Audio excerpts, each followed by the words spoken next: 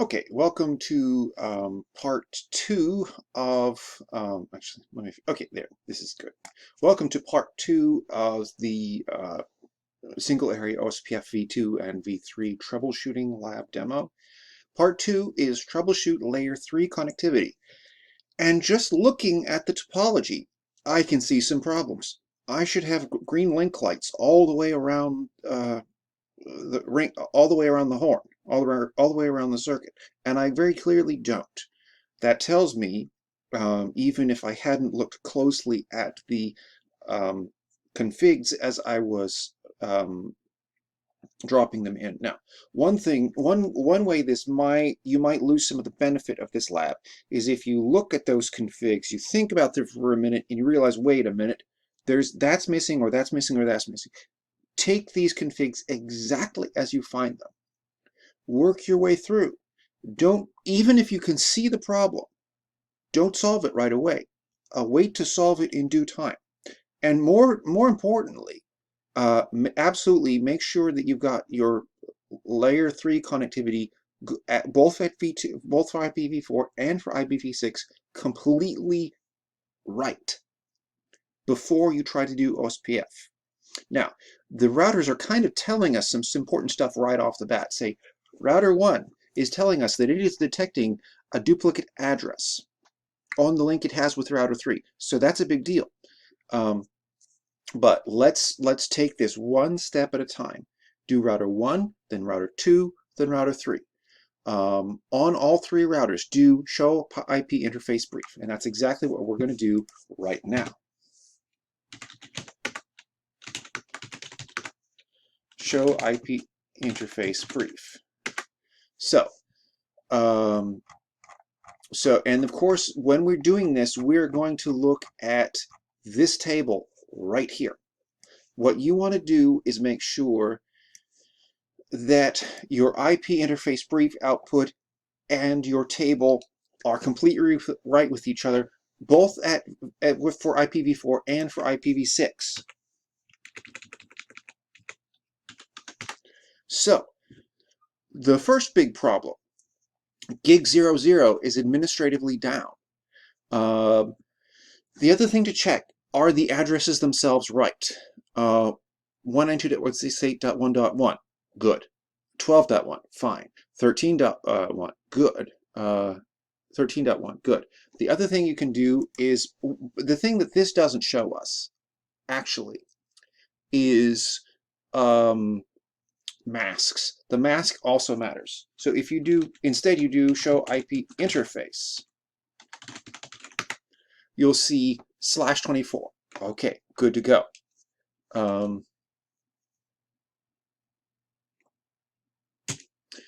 And okay, /24. Ooh, that's a problem too. See? So gig 01 is supposed to be a /30. It is reporting as a /24. That will cause problems later. So we have to fix that. So, and 13/24, that is also wrong. So let's go look. What we can do now also, there's another way to look at this. Do show run pipe begin interface.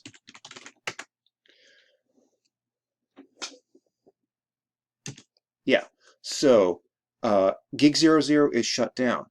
Gig 01 is up, but the mask is wrong. Gig 02 is up, but the mask is wrong.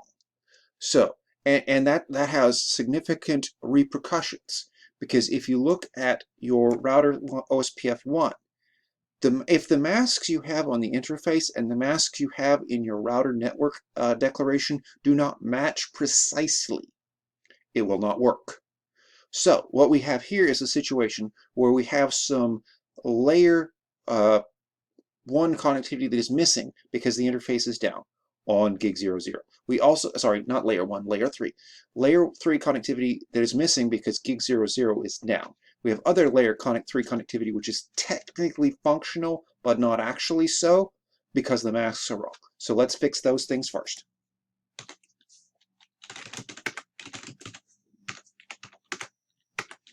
No shut. Oh, where'd that go? No. Let me drag this over here for just a minute. No shut. Boom. Boom. And that comes up. Now, of course, we have to do int gig 01. And of course, we need IP address. Now, 192.168.12.1, 255.255.255.252. Boom. And then we can do the same thing on gig 02. We need to do 13.1 is boom. Now our interfaces match on router 1. We'll have to do the same thing on router 2. Now, actually, what I'm going to do is actually jump to router 3 because I can see from this topology that I've got some missing link lights on router 3 there. I need to figure out why that is the case. And I also noticed one of the other things that I noticed here a minute ago, it's kind of actually scrolled off the screen at me, but a minute ago, router 3 was complaining to me about, router 1 was complaining to me about an address collision. See, here it is again. If router 1 and router 3 both detected the same duplicate address.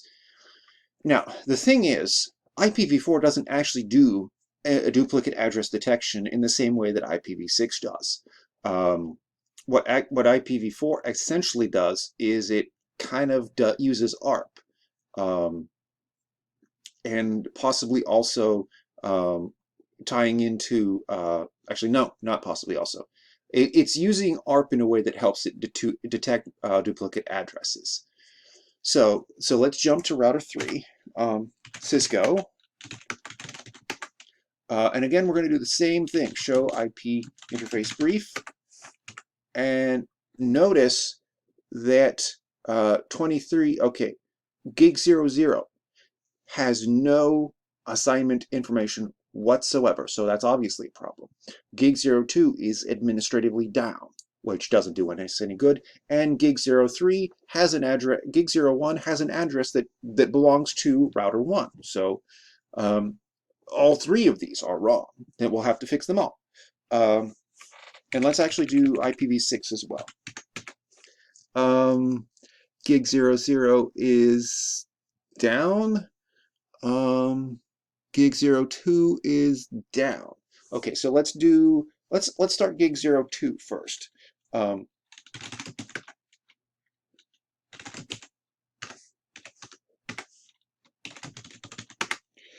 Okay, so that brings gig 02 up. Now the next thing to do on gig 01, and actually what I'm going to do is do show run type begin interface. So gig 00 has no IP address. That is the correct v6, 13, 23.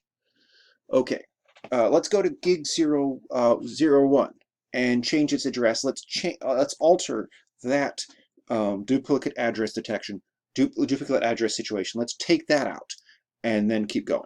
So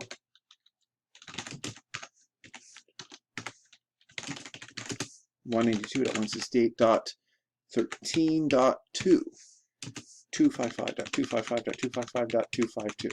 Boom. What I'm actually going to do is I'm going to shut it down. I'm going to bounce the interface, really. Boom. Now let's try something. Do show CDP.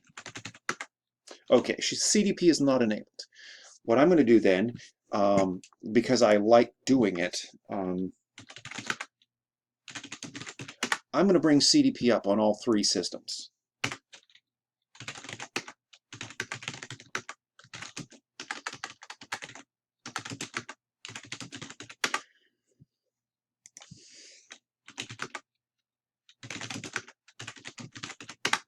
There. Okay, so I now the next problem is I have no configuration at all on gig 00. Gig 00 should be actually let's strike that. Gig 00 should have um, colon C. Yeah, should be 192.168.3.1 dot slash 24. So int g 0.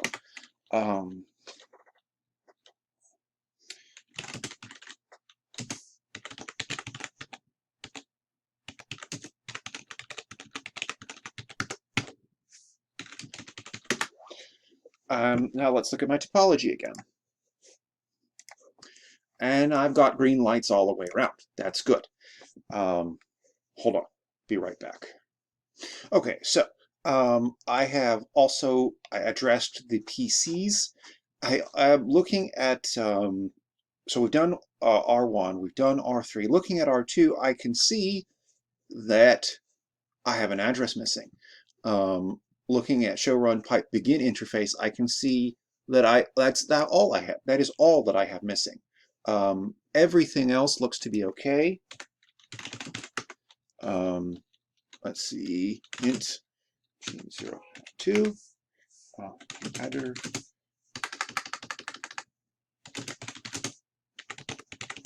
dot.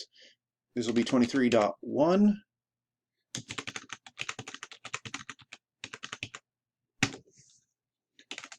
And I will shut it down.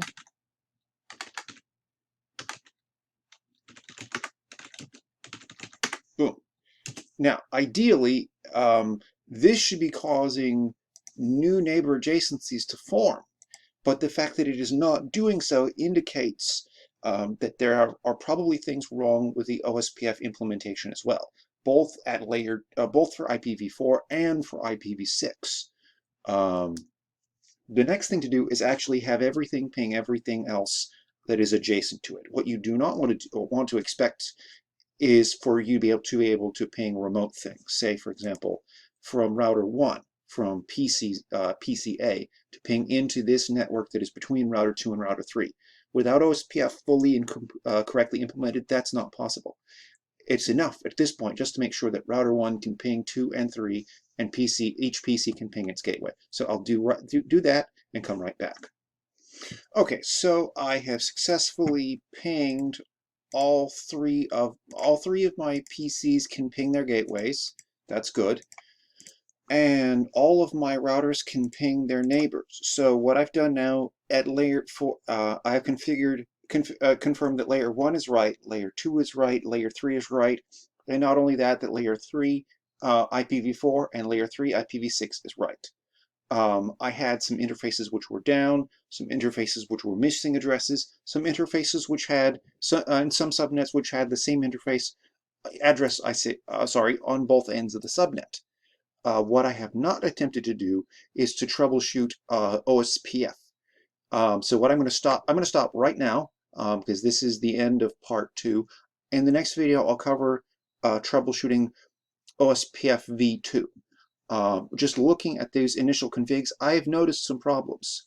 There are some networks missing, some networks. Now, we solved some of these problems already, potential problems already, by giving these addresses the right masks so that OSPF will know about the networks that are actually on the devices. But that's the next video.